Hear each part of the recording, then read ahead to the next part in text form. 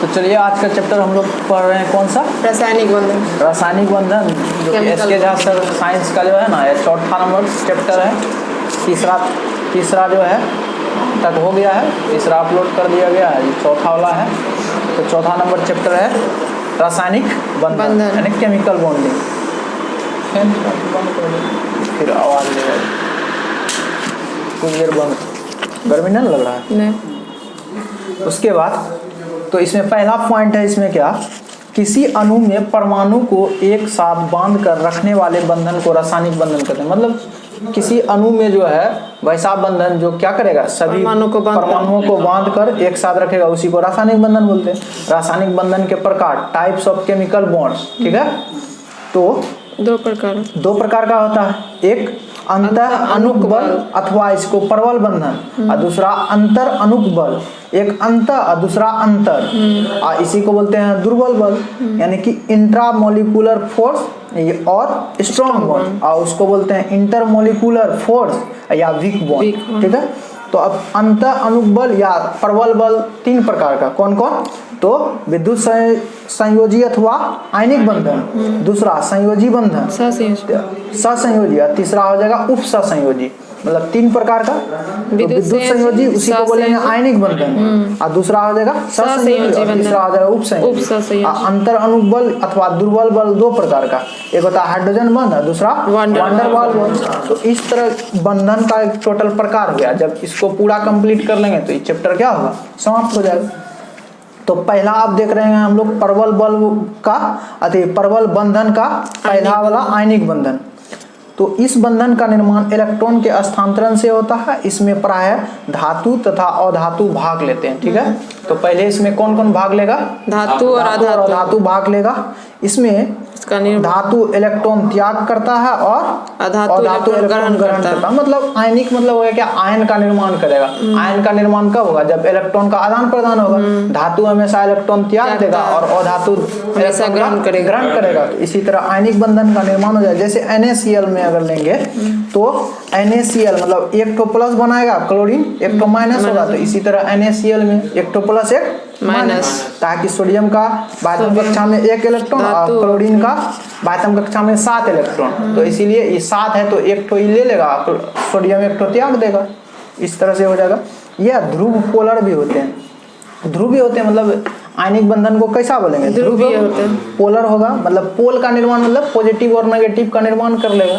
जिस तरह बैटरी में होता है ना पोल का निर्माण, चुंबक में जिस तरह होता है उसी तरह सेम इसका भी होता है। यह कार्बनिक यौगिक में घुलनशील अथवा अकार्बनिक यौगिक में क्या होता है? कार्बनिक में अघुलनशील। यह कार्बनिक यौगिक में अघुलनशील तथा अकार्बनिक यौगिक में घुलनशील होता है। अकार्बनिक में घुल जाएगा, मतलब अकार्बनिक वाला चीज रहेगा तो उसमें घुलेगा, और कार्बनिक में रहेगा तो नहीं घुलेगा। जैसे कार्बनिक में अगर दी लेते हैं तो क्या अल्कोहल, इस सब में नहीं घूमेगा।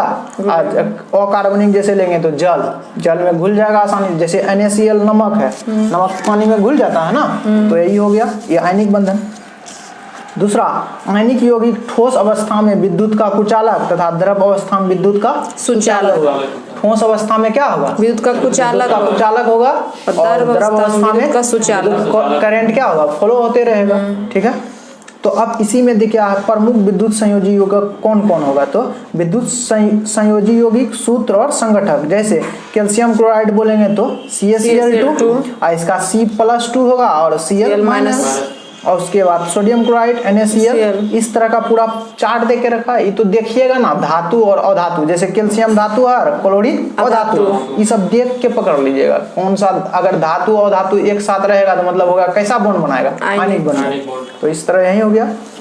नोट में CCl4 कार्बन टेट्राक्लोराइड या पायरीन का उपयोग बिजली से लगी आग को बुझाने में करते हैं। मतलब कार्बन टेट्राक्लोराइड का जो है उपयोग हम लोग क्या करेंगे? बिजली से लगा आग को बुझाने में करते हैं, जिसको हम लोग क्या बोलते हैं? CCl4 कार्बन टेट्राक्लोराइड, या नहीं तो पायरीन भी बोलते हैं इसको। कार्बन टेट्राक्लोराइड को पायरीन बोलेंगे, जिसका उपयोग हम लोग बिजली से लगे हुए आग को बुझाने में करते हैं।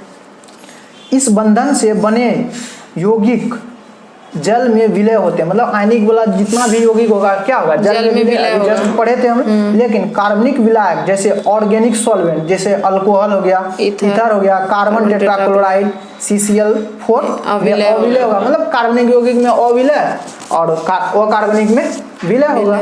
बस इसी तरह अब दूसरा बंधन आ गया। इस तरह से हम लोग देख लिया आयनिक बंधन में क्या धातु और अधातु संयोग करेगा, ध्रुव होगा, कार्बनिक में अघुलनशील, अकार्बनिक में घुलनशील, ठोस अवस्था में विद्युत का कुचालक, द्रव अवस्था में विद्युत का सुचालक। कार्बन टेट्राक्लोराइड को ही बोलते हैं या पायरीन, जिसमें बिजली से लगे हुए आग को बुझाने के लिए यूज किया जाता है। यहाँ तक हो गया।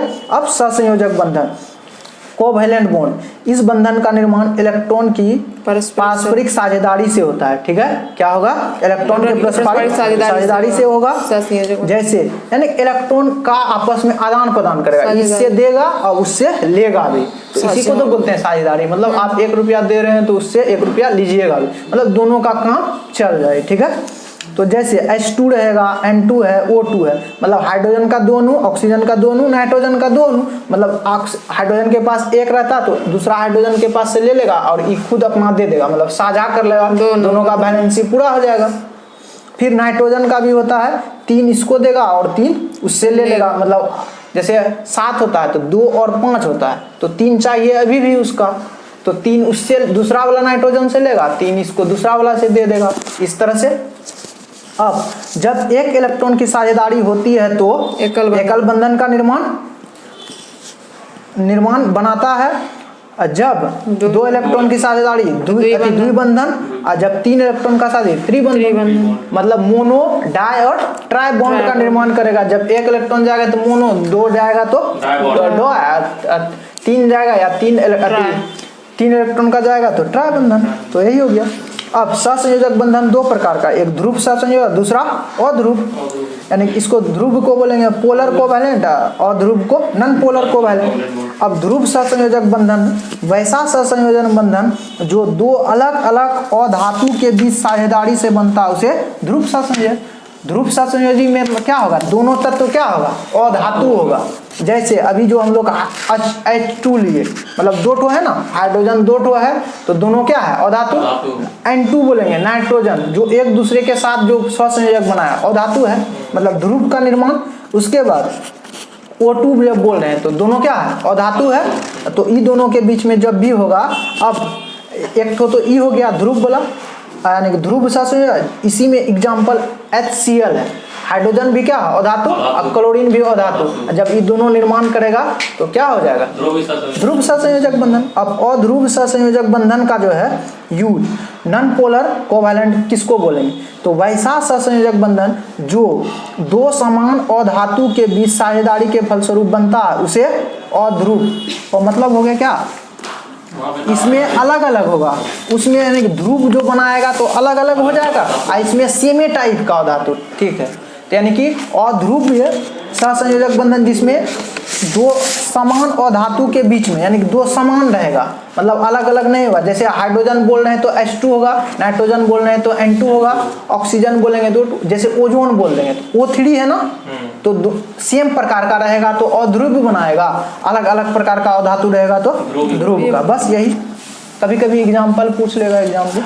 अब तीसरा नंबर में देख रहे हैं हम लोग क्या, अध्रुव सहसंयोजक बंधन। अध्रुव सहसंयोजक बंधन, अध्रुव सहसंयोजक बंधन 3 प्रकार के होते हैं, एकल सहसंयोजक, द्विसहसंयोजक और त्रिसहसंयोजक। एकल में मतलब 1 ठो इलेक्ट्रॉन का आदान प्रदान में होगा तो एकल, और 2 ठो रहेगा तो द्वि, और 3 ठो रहेगा तो त्रि। अब एकल में देख लेते हैं, जब 2 तत्वों के बीच एक जोड़े इलेक्ट्रॉन का साझेदारी, मतलब एक जोड़ा मतलब 1 ठो इसका 1 ठो उसका, दोनों जोड़ा में होगा साझेदारी तो एकल बोलेंगे।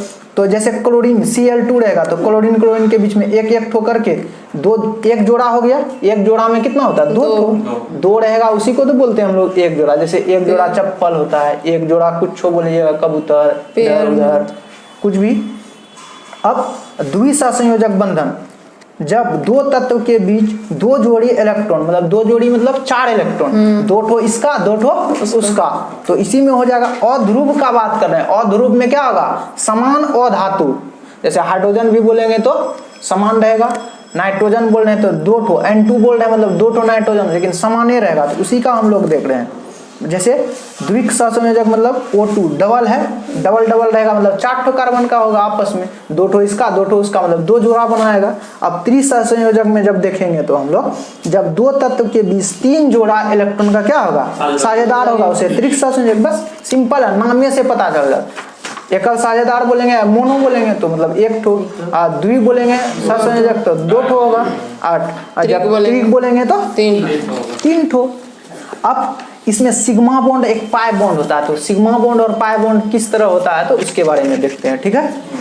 तो सिग्मा बॉन्ड जब 2 तत्व एक दूसरे के आमने सामने ओवरलैप करेगा तो उसे सिग्मा बॉन्ड करेंगे। जब 2 तत्व क्या करेगा, एक दूसरे को सामने से ओवरलैप करेगा तो उसको सिग्मा बॉन्ड का निर्माण वहां पे होता है, ठीक है। जैसे Cl2 है, मतलब 1 ठो का इलेक्ट्रॉन इधर 1 ठो इलेक्ट्रॉन इसका, दोनों एक दूसरे को काट रहा है ना।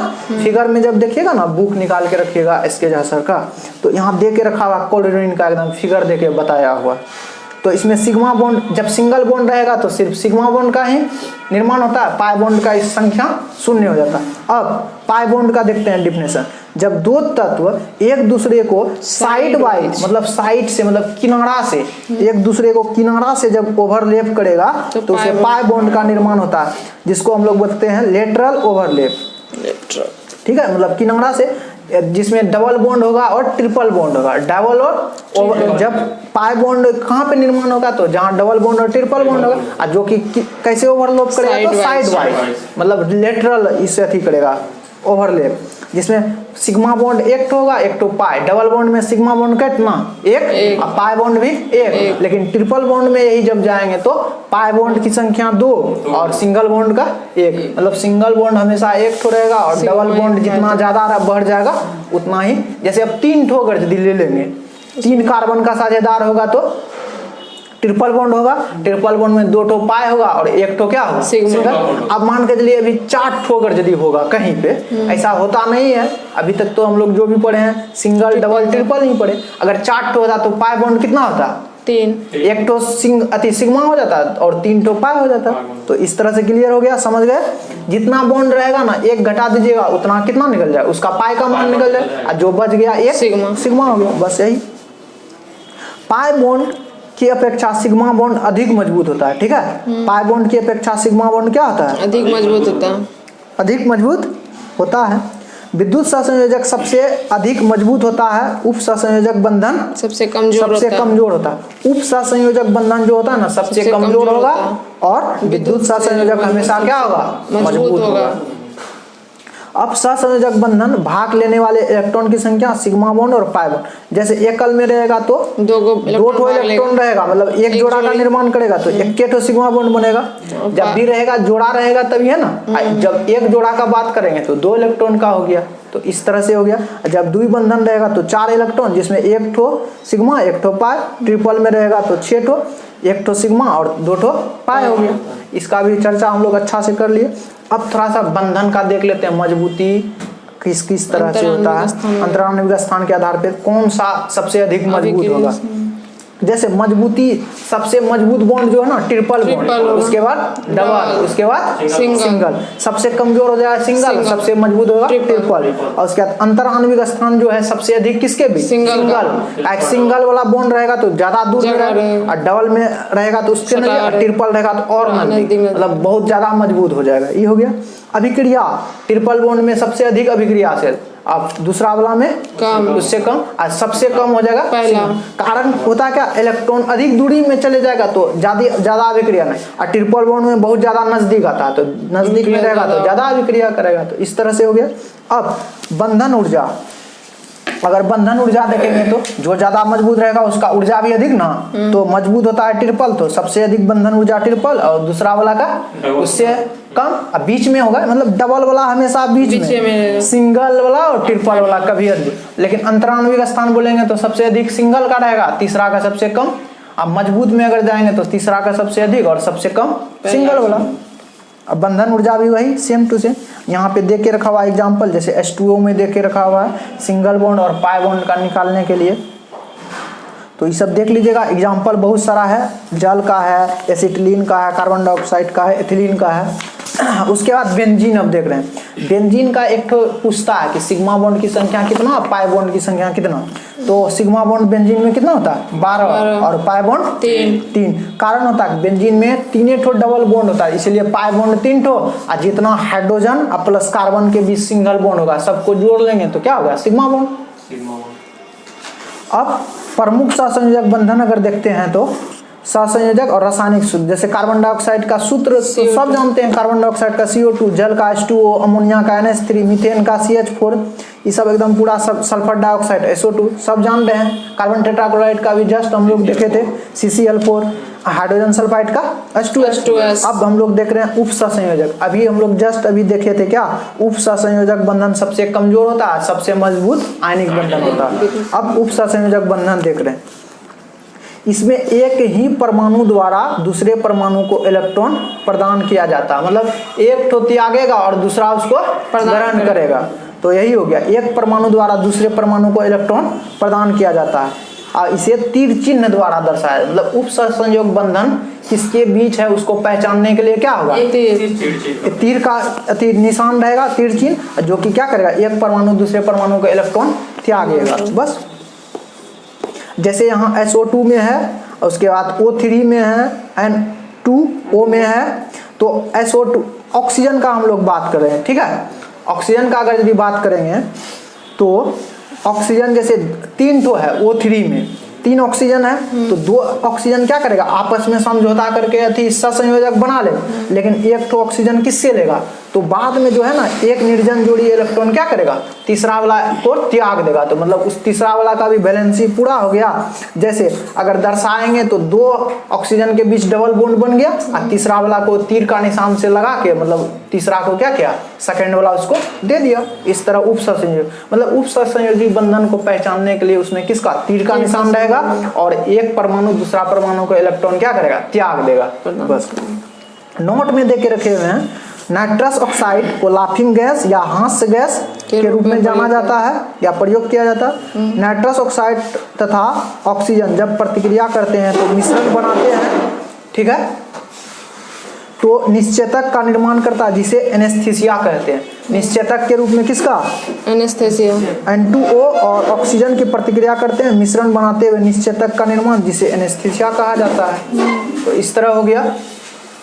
उसके बाद ओजोन O3, मतलब ऑक्सीजन में 2 ऑक्सीजन के बीच डबल बॉन्ड और 1 ठो के बीच त्याग रहा है। सहसंयोजक बंधन 2 ठो रहता है और उप सहसंयोजक बंधन 1 ठो रहता है। यह ऑक्सीजन का अपर रूप है, इसकी गंध सड़ी हुई मछली की तरह, मतलब ओजोन का जो होता है क्या सड़ी हुई मछली की तरह, यह चांदी के चम्मच को काला कर देता है, यह पराबैंगनी किरणों को पृथ्वी पर आने से रोकता है।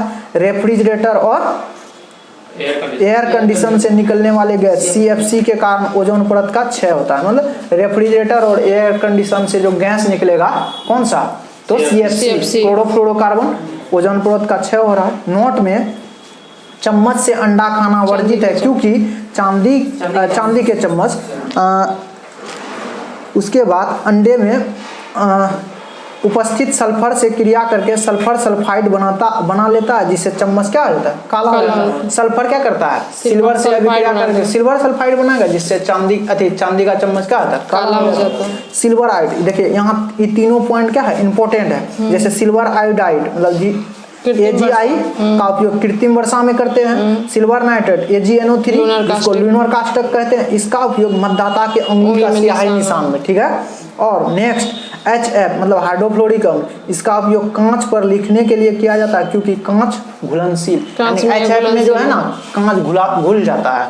HF जो हाइड्रोक्लोरिक अम्ल होगा उसमें कांच डालेंगे ना कांच घुलने लगेगा, इसीलिए तो कांच पे जब लिखेंगे ना जहाँ पे बैठाएंगे तो वहाँ का कांच को क्या करेगा घुला देगा, तो वहाँ पे निशान बन जाएगा, बाद में उसमें पेंट उंट करके लिखा चले जाता है। इस तरह मतलब हाइड्रोक्लोरिक का अम्ल हम लोग कांच के ऊपर में लिखने में, सिल्वर नाइट्रेट का लूनर कास्टिक बोलेंगे और मतदाता की उंगली के निशान लगाने के लिए, सिल्वर आयोडाइड का कृत्रिम वर्षा में।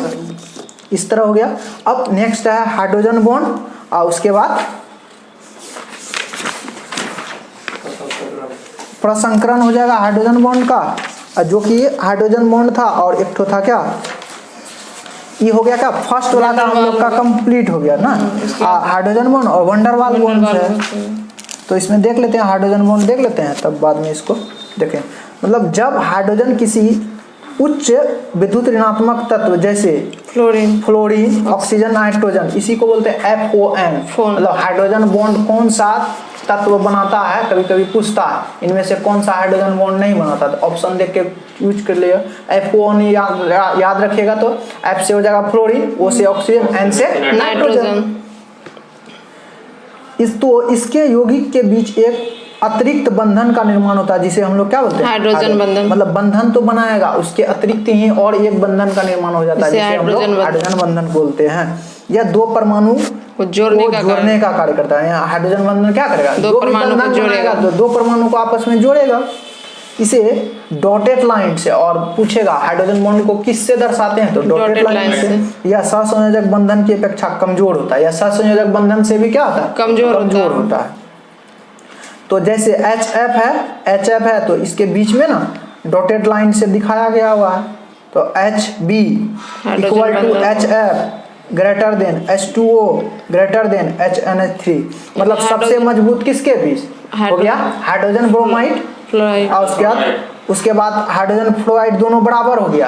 हाइड्रोजन ब्रोमाइड और हाइड्रोजन फ्लोराइड दोनों बराबर होगा, और फिर इससे बड़ा हो जाएगा, जल से बड़ा हो जाएगा H नहीं, मतलब दिया है हाइड्रोजन बॉन्ड इसका हाइड्रोजन क्लोराइड होता है, फिर उसके बाद जल, फिर अमोनिया है ना।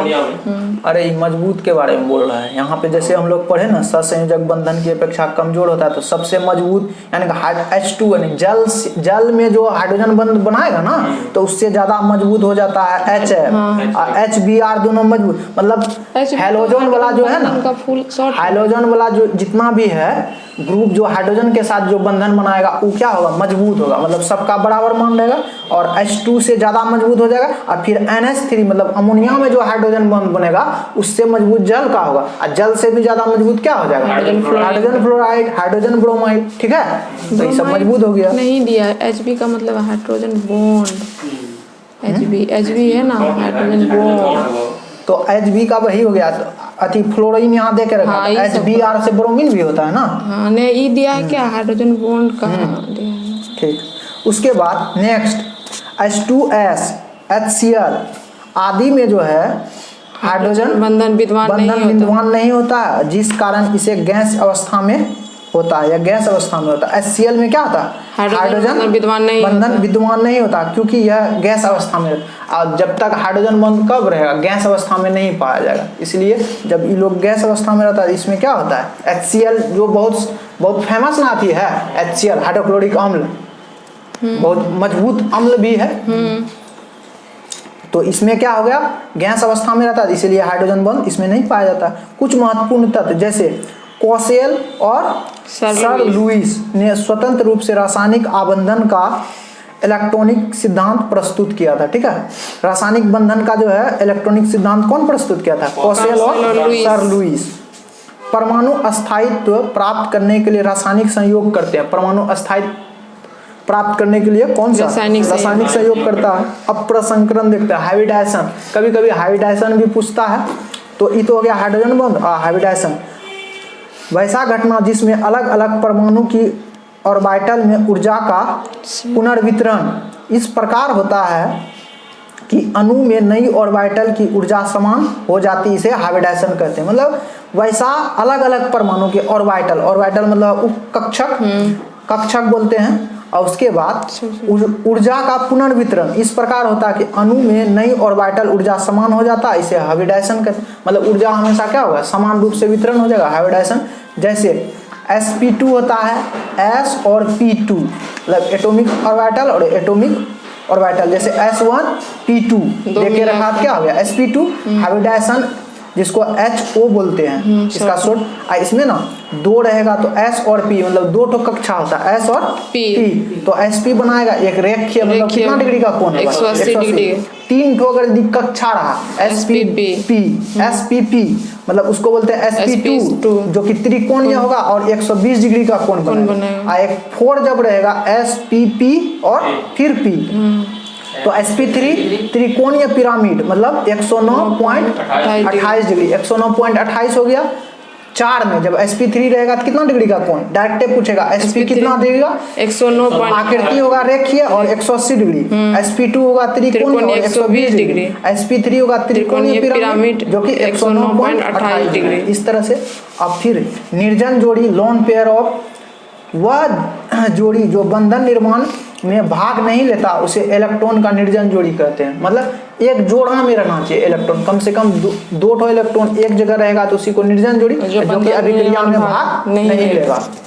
जैसे NH3 बोलेंगे तो इसमें नाइट्रोजन है, उसके बाद हाइड्रोजन तो है ये है, हाँ, तो इसमें जो है दो ठो ना 3 ठो हाइड्रोजन है तो 3 ठो इलेक्ट्रॉन क्या करेगा, इसका तीनों हाइड्रोजन से अभिक्रिया में भाग ले लेगा। लेकिन नाइट्रोजन के बाद हम कक्षा में 5 इलेक्ट्रॉन, 3 ठो तो ले लिया, 2 ठो बच गया, तो वही 2 जो बच गया उसी को तो हम लोग बोलते हैं निर्जन जोड़ी। तो इलेक्ट्रॉन का निर्जन जोड़ी लोन पेयर। प्रसंकरित ऑर्बिटल की संख्या सिग्मा बॉन्ड की संख्या प्लस इलेक्ट्रॉन के निर्जन जोड़ी प्लस उपसंयोजक बंधन, ठीक है। मतलब हाइड्रोजन यानी कि प्रसंकरित मतलब जिसको बोलते हैं हम लोग हाइब्रिडाइजेशन, तो हम लोग कैसे निकालेंगे, तो सिग्मा बॉन्ड की संख्या प्लस इलेक्ट्रॉन का निर्जन जोड़ी प्लस उपसंयोजक बंधन, तीनों का जब योग करके जब जितना मान आएगा उसी को बोलेंगे हम लोग प्रसंकरण। जैसे CH4 में अगर यदि हाइब्रिडाइजेशन हम लोग निकालेंगे सिग्मा बॉन्ड का मान कितना 4, लॉन्ग पेयर 0 और को ऑर्डिनेट बॉन्ड जिसको उपसंयोजक बंधन 0, तो मतलब 4 ठो है तो टोटल कितना हो गया 4 हो गया, जो कि spp का निर्माण करेगा, मतलब sp3 का निर्माण और कितना डिग्री का कोण 109.28 डिग्री का। फिर NH3 में एक ठो लोन पेयर बचा, 3 ठो सिंगल बॉन्ड मतलब सिग्मा बॉन्ड, 3 ठो, एक ठो लोन पेयर, मतलब इसमें भी 4 तो इसमें भी डिग्री वही हो गया sp3। तो इस तरह से एंगल जोड़ के निकाल लीजिएगा, इस तरह हाइब्रिडेशन खत्म हो जाएगा। बेंजीन में अगर यदि बोला जाए तो इसमें सिग्मा बॉन्ड कितना 3 ठो, लोन पेयर 0 होता है और कोऑर्डिनेट भी बॉन्ड 0, तो HO मतलब हाइब्रिडेशन ऑर्बिटल मतलब 3 ठो sp2 बनेगा और कोण का मान कितना 120। बेंजीन का याद करके रख लीजिएगा, ठीक है। Sigma bond 3, lone pair electron 0 और कोऑर्डिनेट बॉन्ड भी 0, तो HO को हम लोग क्या होता है हाइब्रिडाइड ऑर्बिटल। तो इसमें कितना डिग्री का प्रसंकरण बनाएगा sp2 और कोण का मान कितना हो जाएगा 120। जैसे हीरा का हाइब्रिडाइजेशन जो है ना sp3 होता है और ग्रेफाइट का हाइब्रिडाइजेशन sp2। पूछता है हीरा का कितना, तो sp3 और ग्रेफाइट का sp2। इस तरह से ग्रेफाइट का हो गया। जब एक से अधिक कार्बन पेयर में रहते हैं तो बस एक ही कार्बन की सिग्मा बॉन्ड गिनते हैं, बाकी सब नहीं छोड़ दे। जब बहुत सारा सिग्मा बॉन्ड रहेगा ना तो उसमें एक ही ठो, यही तो हम लोग अभी जस्ट भी देख लिए थे।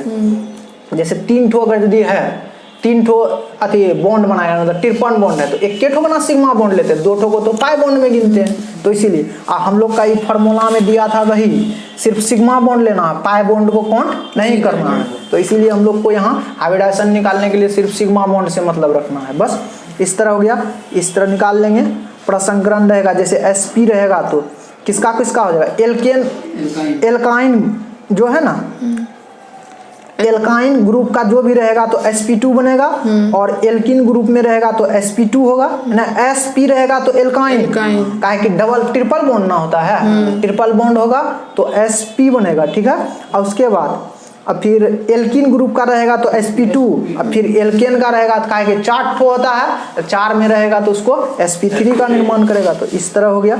अब रासायनिक अभिक्रिया है, नेक्स्ट चैप्टर में हम लोग नेक्स्ट डे में देख लेंगे, इसी का है रासायनिक अभिक्रिया पढ़िएगा। तो इस तरह से ये चैप्टर क्या होगा समाप्त हो जाएगा। तो इस वीडियो को यहीं रखते हैं, ठीक है। अब वीडियो पसंद आएगा तो लाइक कीजिएगा, कमेंट करके भी बताइएगा और चैनल पे नए रहिएगा तो सब्सक्राइब कर लीजिएगा। चलिए इस वीडियो को यहीं रखते हैं, धन्यवाद।